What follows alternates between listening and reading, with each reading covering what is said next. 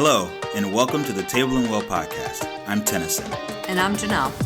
Thank you for joining us as we discuss topics and give practical tools that help you live, grow, and be in healthy, joy-filled relationship with God, yourself, and others. For more information and resources, or if you're looking for coaching, connection, and community, visit tableandwell.org.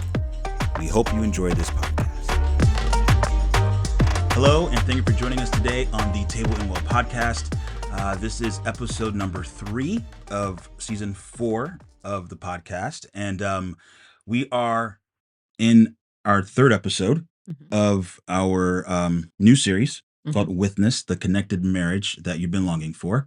And if you have not listened to the first 2 podcasts here, the intro to kind of get into all this, you need to go back and do that, because today we're going to jump right into some of one of the postures that we take in marriages. And this is one that is actually close to my heart, so to speak. Not necessarily in a great way, but You've been there. I've been there. I've been here. So we will get into that. So before we get into this posture that we're going to talk about today, I think we need to set not ground rules per se, but really just kind of ask the question, like, what is the one thing that human beings, or what's one of the biggest things that all human beings long for? And it's the desire to be safe, Right. to be secure, to be connected. That is one of the deepest desires of our heart. Yeah, and it is a foundational need in a relationship, right? Yes, Like in order for a relationship to be what we need it to be, safety is a non-negotiable Correct. in order for it to be healthy anyway. Yeah. And when we're lacking safety, then clear marker that it isn't safe. Yes. But when we think about this, we're reminded that really we were created for secure attachment. And we Yeah. can see this really easily in kids. Mm-hmm. You know, they really should be able to rest. They should be able to explore and play, Yeah. take risks, make Mhm. mistakes, Yep. learn and grow. Yep. And when they aren't in a secure relationship, they're not able to do that. Yeah. And you can see this really clearly in a child-parent relationship when that is not in place. You see kids who are unable to rest. You see kids who won't leave their parents' side. Yeah. You see Very kids anxious. Yeah. who are really anxious. And we don't typically talk about this in marriage, Right. but when we don't feel secure in our marriage relationships, and this is at play, we end up with the same things. We're unable to rest in our marriages. We're unable to explore and play and Yep. take risks and be independent even of each other, which Yeah. we've talked about before, that like is a big, you know, Can't be without can't my be without one. Yeah, can't leave their side. Yeah. There's actually a lot of health in being able to explore as an individual. And also, obviously, we want to explore and play together. Yeah. But the goal in a healthy relationship is I don't have to spend all my time maintaining this relationship, working Mhm. and using my energy to make sure this relationship Yeah. is going to continue to exist, or that I'm going to continue to stay safe in it. Mhm. I should be able to live from a place that I know that this relationship is going to last and we're going to be okay, even if it's not perfect, even Yeah. if there are things that bring upset to this relationship, or we have disagreements, or Mhm. we encounter something really hard in life, because we will. Yeah. I shouldn't have to work to make sure that this relationship's going to be okay. Yeah. And like you said earlier, it's the same idea in marriage, because like this is, and you think like this is your person, like you're my person. Right. You're here, we're together for the ride or die, as they Right. say, And so in that same idea or that same concept, it's like I should be able to know, because I want to know, like, are we okay? Mhm. Can I make a mistake and still be loved? Do I belong here? Is it one of those things like, are you staying? Like, Mhm. like that security of, if you think of that, the insecure attachment pieces, Mhm. that's that push pull of, well, are they going to be here? They're not going to be here. Like Right. in a marriage, we shouldn't have to be worrying about that, but we do want to know that and be Yeah. secure in that fact. It's like, can I be sure that if we do run into something or we have ruptures, are we going to be able to fix those ruptures? Are we going to be able to stay connected even in the middle of really hard things? Mhm. And just like in childhood, those are the same questions and desires that we should be secure of and know that that those things are there in our marriage and Mhm. in the most important relationship that we're going to have Mhm. on this earth. Most of the time, these aren't necessarily spoken either, Right. right? Like a lot of this is actually unspoken. Most of it is unspoken. Yeah, that it's both on both sides. Yes. Yep. When we feel safe, when we know our relationship is secure, we're not re-articulating that. Like we're not going to each other and saying, "You're safe here. I'm not going anywhere." Now, we have had, like, for us in our relationship, we definitely had to have that conversation in order to get back to to the secure attachment or build secure attachment with each other. Mhm. But also we find that we're also not articulating this when we don't feel it. When we are feeling unsafe in our relationship, we're not asking, "Are we okay?" or "Are you staying?" And usually by the time that it gets articulated, we are at DEFCON 40. Like Right, we are yeah, at we're already crisis situation. Yep. Most of this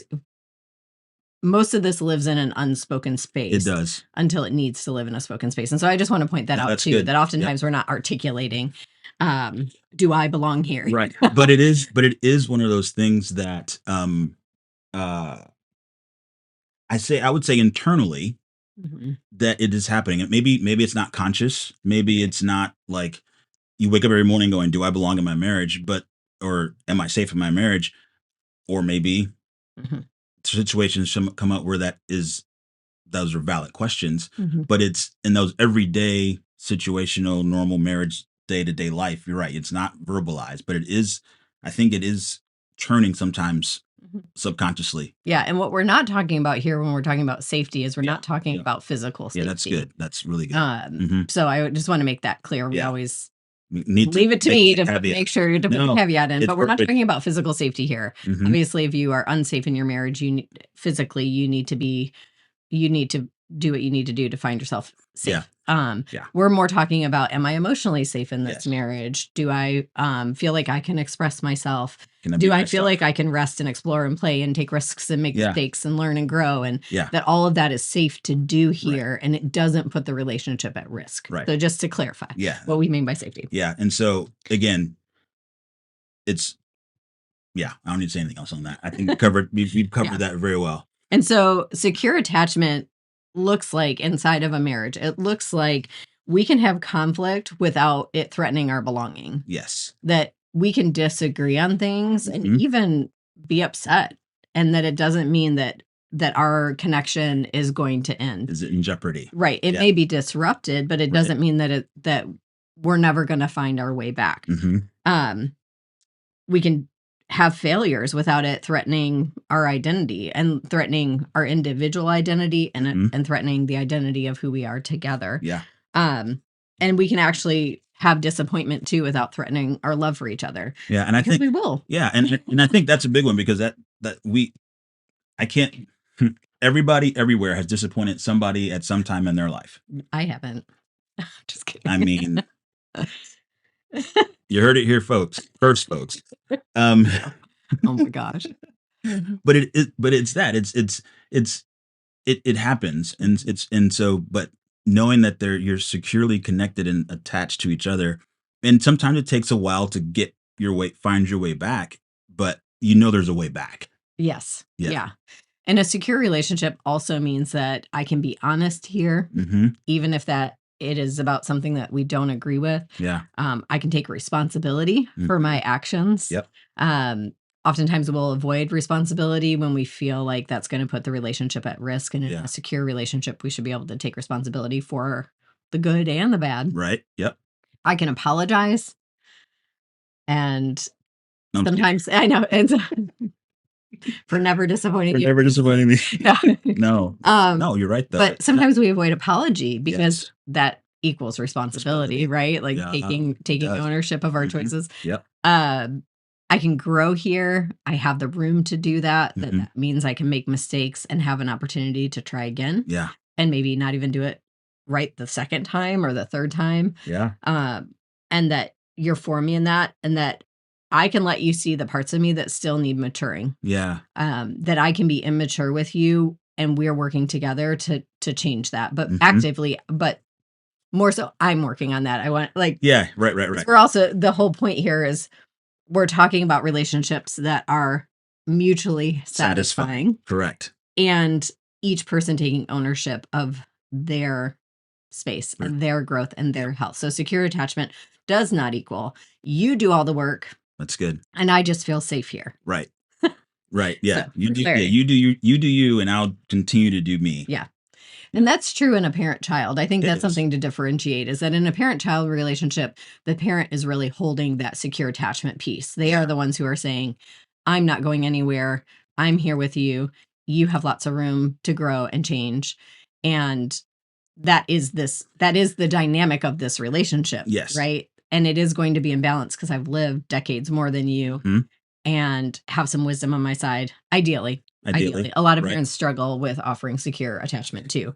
And one day we'll do a series on that. We will. But Connect but that to notice this. as I was saying that, even in my own mind, I was saying, oh, but in marriage, we're offering that to each other as So well. it's different though, I think. And that's great. It's yes and no. Because in a parent-child relationship, the parent is providing the secure attachment for the child. hmm I'm not looking to my child for secure attachment. Ooh, that's good. Yes. And so that's the difference. Like I'm Mhm. providing, like you, everything you just said. I've got, I'm more mature. I have wisdom. I've Mhm. lived decades longer. I've done my work hopefully, and so Mhm. I'm providing secure attachment Mhm. for you to grow, for you to have a safe place, and I'm giving that to you. And Mhm. it's again, adult parent relationship, marriage relationship, mutually satisfying. Mhm. And then, but in a parent relationship, it is I'm sacrificially giving, Right. taking care of you with joy. Right. And so it's that understanding that, okay, I know I'm not going to receive secure attachment back from you or all these things Right. right now. And, but like you said, in a marriage relationship, I'm providing that for you, and then you're providing that for me. And so, And I want to say too, though, that this really, we're getting off on a tangent, but we I are, think it's this an is good. important Yeah. one, is that I also need to be living from secure attachment myself Yes. in order to be able to offer this to you. Like I can't Yes. expect you to make up the ground of what my parents didn't provide. And so Oh, this is a really so real good. point Yeah. of No, like, that's you good. just need to be a secure attachment for your spouse. And it's like, okay, or for your child for that matter. Okay, but what do you do when you didn't come to this relationship with secure attachment to start with? Yeah. And we've talked through a lot of this Mhm. in our other series, and really building secure attachment with God is the key place to start. Yep. And then building secure attachment with yourself and belonging to yourself Yes. is such a key piece. And who knows, maybe we'll do a little more focus on that at some point. But and we actually that's really what we teach in our labs is Yeah. how to become a secure Attachment. attachment, how to build secure attachment with God Yourself. and And so that you can yeah, with have others. secure attachment with others. Yep. So we're going to talk about this as this is what should be. Yep. And the reality is you may lack skill in that. But the idea is that one, I'm offering you secure attachment. You're offering me secure attachment because we've done our work to be secure attachments for others. Yeah. However, most of us are coming to this anxious, Mm-hmm. avoidant, Yep. distracted, Yep. and that is real. Mm-hmm. And so as we talk through each of these stances, that's really what we're pointing out here is it's an invitation to notice within yourself, Mm-hmm. not pointing at your spouse necessarily. This is a And reflective. yes, this is Very reflective. reflective. And if you're listening to this podcast with your spouse, great conversation Yeah. of ownership, or hey, can I share what I'm noticing in you? Mm-hmm. Or how this feels for me? It doesn't feel as secure because I feel you are living from this stance. Yeah. And so hopefully this will help create conversation in that way. Yeah. And I think that's a really great point before we jump into the stance. But that's why joy is so important Mm-hmm. Yep. in building security. It's a part of security because there is nothing more secure than knowing that you're glad to be with me and I'm glad to be with you. Right. No matter what. No matter what. So no matter what I bring to the table, no matter how I show up, Mm-hmm. I don't have to worry about, am I loved? Am I safe? Am I belong? Will I belong? Are you disappointed in me? Any of those things. And all those things actually may be somewhat true, like the disappointment part, all that, but I'm still glad to be with you Right. in that. And we can navigate this together. Again, it's that repairing the ruptures, repairing those things that happen, but we have to have joy. Right. We have to build joy with each other. We have to build joyful connections. Right. That is the because I need to experience from you that you are glad to be with me. In order to know that I can test that Yep. in tough times, I need to have actually received that in good times. Right. And we lose this in marriage, right? Like when we have tough times, we lose our connection, and then we don't even know how to have basic joy together. Right. And we discovered this when we stumbled upon all of this in counseling many years ago. Is that we actually had no joy I was connection thinking together. that same. Yeah. Yeah. And we had to learn how to just even go to dinner together. Yeah. I think we've shared this before, but we were sharing with our counselor at that time that we had an entire weekend to spend together, and we talked about trying to go away and spend like meaningful time together, and we couldn't decide where to go, and we were frustrated because it felt like, oh, let's just go, we're going to end up going to some other place to watch TV, and, and sit around together, play games and play games. We can do that here. Yeah. Like, why would we spend money to do the same thing there that we would do here?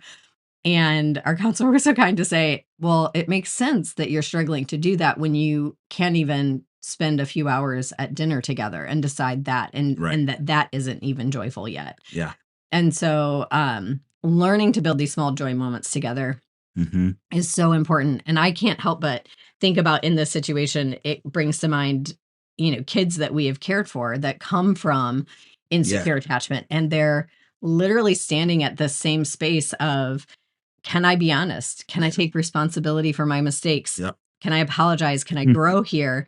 Can I let you see parts of me that maybe I'm not super proud of? Yeah. And our approach has been, when we know we have to have the hard conversation, it's like, we need to intentionally build joy this week with them. Yeah. To remind them that we are glad to be with them. And so that way, it's like a bank account. So that way, when we have this tough conversation, we're not starting from a place of negative, because we've also noticed that it's easy. Very easy. Very easy. And maybe I'm avoiding the conversation about our marriage. No, very easy that like frustration builds, right? And their behavior is those things that I listed, where it's like, they're not taking responsibility. They're not owning their mistakes. They're just avoiding. Yep. Not that we have ever done this in our marriage. Whatever. And then frustration builds even as a parent, and we don't want to have the tough conversation because we're avoiding it now, because there's no joy left for us either. Right. And so good. In your marriage, have built-in times of joy with intention, so that when tough times come or when hard conversations happen, there's enough joy in the bank account to have the conversation from. Yeah, we talk about that a lot. Building intentional times of joy. You have to do it. You must do it. It also, that security frees us up so we can actually enjoy our relationships that we have. Yeah. So you can love each other deeply and still not know how to love each other well. And I think that's really the confusing part for most married couples, because they'll say things like, we're committed to this marriage. We love each other. We're not going anywhere. But why do we still keep having the same arguments? Why does it still feel like we keep missing each other or misunderstanding each other? And why do we feel more like roommates than like the people who used to stay up all night talking to each other? The truth is, a lot of us were never taught how to do relationships at all. See, we learn from our experiences, we learn from our families, we even learn from the things that we did when we were younger. And what we did was, we brought all of those things into our marriage. And guess what? So did your spouse. They did the exact same thing. Some of what you learned has worked really well for you, and it served you really well. And some of it hasn't. And that's why feeling stuck doesn't mean necessarily that something's wrong with your marriage. Sometimes it just simply means that the way you've been used to connecting just isn't working anymore. See, the great thing is, those things can be actually learned. You can learn to stay connected when you're frustrated. You can learn to repair when you hurt each other. You can learn to listen without immediately defending yourself. And you can actually learn to be the person that will bring more joy, connection, and authenticity into every relationship, especially your marriage. And that's the work we do here at Table and Well. See, in our Live Well Labs, we're not going to be teaching you how to fix your spouse. We're going to be teaching you how to live relationally well, because healthier relationships are possible. Sometimes the first step is simply realizing that you're not doomed to keep repeating the same steps and the same mistakes over and over and over again. If this sounds like your marriage and you're tired of having the same conversations, hoping that someday something will eventually change, maybe it's time you started doing something different. Maybe it's time you started to learn to do it a different way. Our next LiveVo Lab starts this September, and registration is open right now.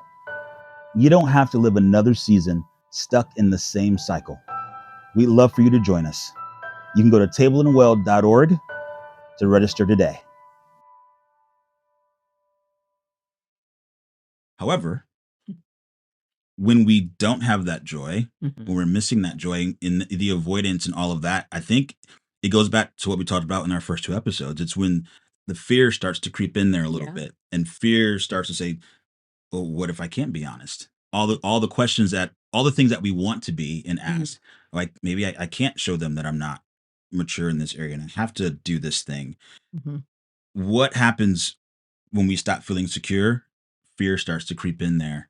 And then this is where all of the stances can start to begin to show up. Right. Yeah. Yeah. And specifically today is that under. What does it look like when we are living our lives in our marriages specifically from this place of under as opposed to with? Right. And the fear really is what if I can't keep this marriage safe? Yeah. For me, and it's typically for me. Yeah. Yeah, right. Yeah. You're not typically asking what if I can't keep this marriage safe for him or her, or like right, the other for our spouse. Yeah, for my spouse. Yeah. I want to know how to keep this marriage safe for me. And so maybe there's been conflict or distance or rejection, disappointment, betrayal, real things that occur in an intimate relationship as we are learning and growing as human beings. Or maybe it's even coming from our past relationships. Maybe it's coming from our parents getting divorced and we've seen unsafety in our parents' relationship. And now that the fear of getting divorced is actually what's driving our behavior. Or maybe we grew up believing that the only way that we can keep a secure relationship is if we behave a certain way. Right. Yeah. Like I have to earn that belonging in order for my spouse to stay. And if I'm not earning it, then of course they're going to leave me. Right. Maybe there is communication from your Christian background that says, this is what it is to be a good wife, or this is what it is to be a good husband. And if you're not checking these boxes, then you aren't going to have a good marriage. It's impossible. Right. So make sure you're performing and checking and doing all the right things. Getting an A in marriage. Yep. And so you can have an A plus marriage. A plus marriage. Yeah. Yep. And then there's people and it doesn't work out.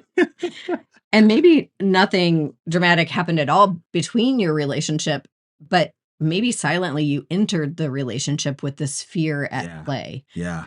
And maybe your spouse has never caused anything to keep that fear going, but it's living inside of you and you're operating from it because that's just how you've learned how to relate in intimacy. Yeah. And I think it's really interesting too, because one of the things, like as you're talking through some of those things that have happened, either to you, but these are all experiences that you've had either within the marriage, in your marriage, or before, even if it didn't happen to you, you experienced it with people outside of you.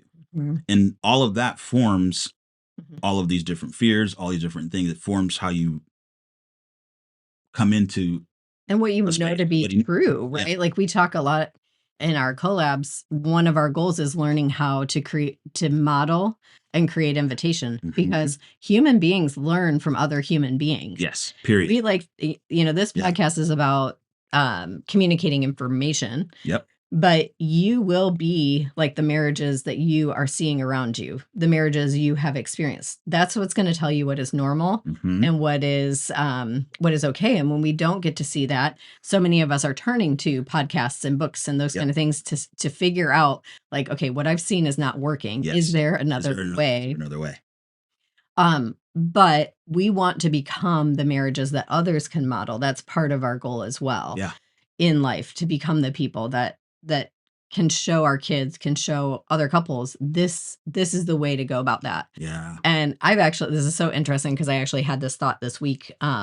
We were out with a couple that knows our story pretty intimately. And we kind of joked about that. But Like, they've seen when we didn't know if we could make it. They've seen Yeah. us come from these spaces that we did not have witness, and we did not have No. joy, and we did not have secure attachment together, No. and it was costing us dearly, Mhm. and it was threatening to cost our marriage forever. Yeah. And they saw that, and now they see how we can connect, and they see how we navigate things Mhm. together. And I don't know, there was just a moment where I was thinking about that and thinking about how far we've come, Yeah. um, and just feeling really grateful Yeah. about that. Yeah. Me too. We haven't figured it all out. No. Don't we're not Please. trying to sell that we're perfect. Yeah. But there is a sense of like, Yeah. okay, we have seeing that reflected back. It's been good. It has been really good. Yeah. So when you have fear, sometimes that starts to whisper to Yeah. us. Again, it's not this necessarily audible communication. It Yep. really is in that subconscious background.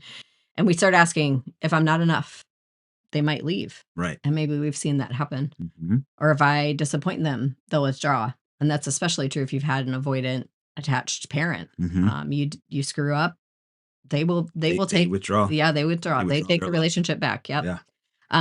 If I don't get this right, our marriage could fall apart. Mm. If I don't keep everyone happy, we won't be okay. Yeah. And so we really, and the uncertainty of that, begins to wear at us, and it can become unbearable almost to the point that we either try to gain control Mhm. or we quit altogether. Yeah. And that's where that's where the shift happens. Mhm. Is when that fear comes in, and then you start looking, okay, so how can I control this situation? How Mhm. can I mitigate this situation to make sure that I'm safe? Mhm. And so And to quiet the fear. and to quiet the fears. Mhm. Yeah. Oh, so true. And so instead of asking yourself, like, how can I stay connected to you? It becomes, what do I need to do to make sure everything turns out okay?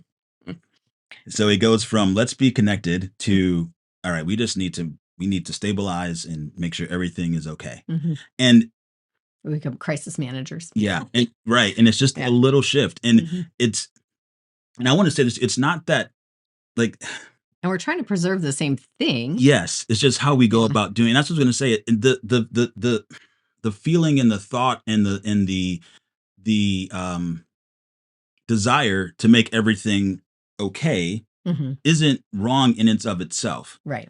It's when it's driven by fear, Mhm.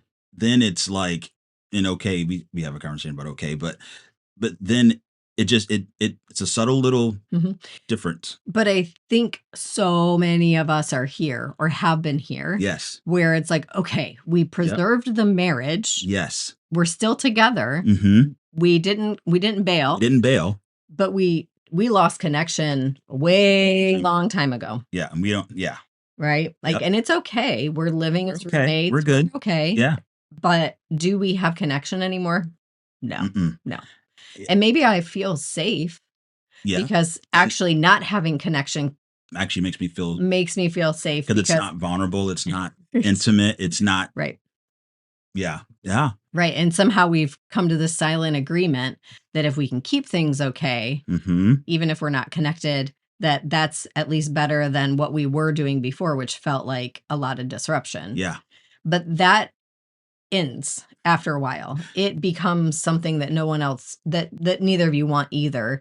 And those same friends we were out with, they were talking about this idea of a gray marriage Yeah. that's coming up. Yeah. We need to look into this because it's so fascinating. Yeah. But basically the marriage becomes gray. Yeah. Like, we have nothing to talk about. We don't have any connection left. We have no commonality in life. We have gotten to the point where it's okay. Yeah. And there's not really a big disruption or reason that this marriage can't work, It's just, but the connection's gone. yep. And we just choose to, Mhm. and I think this is actually really interesting too. When you're looking specifically, I would say even in like Christian marriages or in people that are yeah, followers of Christ or believers, and it can look and sound very healthy, Mhm. because what we will do is say, well, how do we make it okay?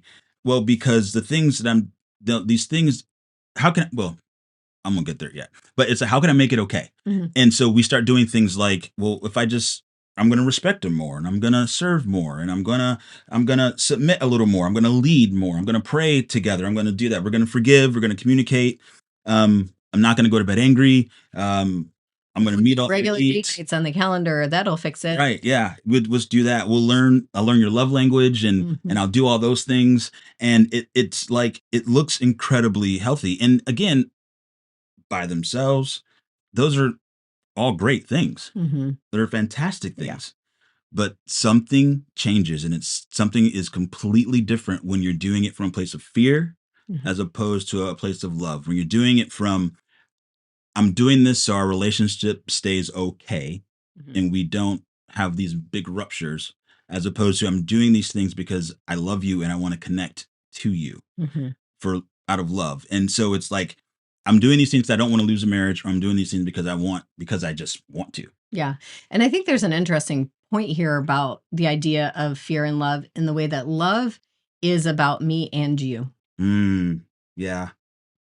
I love me and I love you, and I want a full life. I want a Yes. full marriage. That's I want a good. connected relationship. Mm-hmm. Fear is I want to make sure my needs get met. Yes. Mm. And I do love you, Yeah. but ultimately what I'm after right now is to quiet what I'm feeling Quiet. inside Yeah. and the fear that I have that I'm going to lose something that's important to me. Yeah. It's not a fear that seems wrong, and I think that's what's the point here is that Yeah.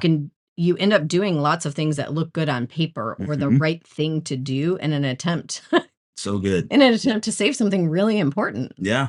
and something that you did commit to and something that you really do want. But the why behind begins to shift. Yeah. It's that I'm afraid of losing you Mm-hmm. because that's going to hurt me Me. somehow. Yeah. Yeah. So if I lead this marriage better or if I whatever, Fix something. then I'm going to do what I can do to fix it. And we also out of fear start to fix Yeah. versus connect. Yep. And it's one of those deals where it does, and for a while it looks good, and for a while it works, and for a while things are getting better. Mhm. But over time, if we don't address actually the root and don't address the actual fear that's there, then that's where the fear slowly replaces love, Mhm. and control replaces trust. Performance replaces intimacy, Mhm. and that's where it starts to get off the rail. We're not, there's a statement we put on these notes I think is really great. It's this idea of, we're not simply loving anymore. We're trying to secure the relationship, not have a secure relationship. Mhm. All right, so I think this is a good place to pause right here, and we're gonna take a break here because the next thing we're gonna go into is we're gonna talk about kind of that false solution of under and what that looks like, and we're gonna take a whole podcast and talk through that. So don't miss that. You've been listening to the Table and Well podcast. New episodes stream every Tuesday. If you have enjoyed this podcast, please leave us a review to let us know. Also, subscribe on your favorite listening platform to stay up to date on all things Table and Well.